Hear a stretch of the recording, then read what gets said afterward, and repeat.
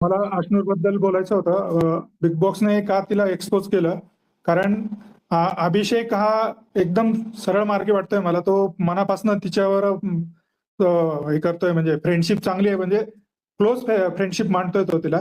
आणि त्याचा ट्रॅक होऊ नये म्हणून मला वाटतं बिग बॉसने बघितलं की हा मुलगा एक चांगल्या याला जातोय आणि ही मुलगी त्याच्याबरोबर थोडस पॉलिटिक्स सारखं खेळते, तर याला वेळीच सावध करून द्यावं म्हणून बिग बॉसने एक्सपोज केलं. नाहीतर बिग बॉसला जर असं करायचं हे नसतं तर ते केलं नसतं. त्याचा मागचा उद्देश तोच आहे.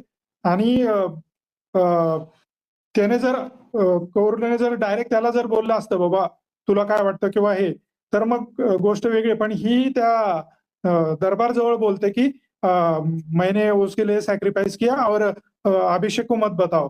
म्हणजे ही पूर्ण त्याच्याबरोबर हे दाखवते की मी बघ माझ्या मेहरबानीने मी तुला हे केलं. पण ती तिची याच्यामुळेच बिग बॉसने लवकर एक्सपोज केलं की या मुलाला त्याचं बोज नको वाटायला आणि त्याचा गेम थोडं हे नको व्हायला. कारण तो आता अभिषेक एकमेव मला वाटतं की तो व्यवस्थित चाललाय तो ट्रॅकने. त्याला थोडस इनडायरेक्टली गाईड केलं आणि किंवा सावध केलं बिग बॉसने की तू जे फ्रेंडशिप करतोय किंवा हे करतोय, तर तू थोडस या मुलीपासून सावध राहा. आणि इथून पुढे मला वाटतं थोडं अभिषेक डेफिनेटली त्याला तो घेईल. तो तसा आपण डम म्हणतो पण डम नाहीये तो डेफिनेटली त्याच्यातनं काहीतरी हे घेईल. म्हणून बिग बॉसने ते एक्सपोज केलं मुद्दाम कोरला.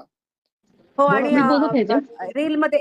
रील मध्ये सलमान बोलला पण की अभिषेक आगे आगे जाके तुम्हें अपना गेम अकेले खेलना पडेगा, म्हणजे एक पण तरी त्याला ती ऍडवाइजच होती.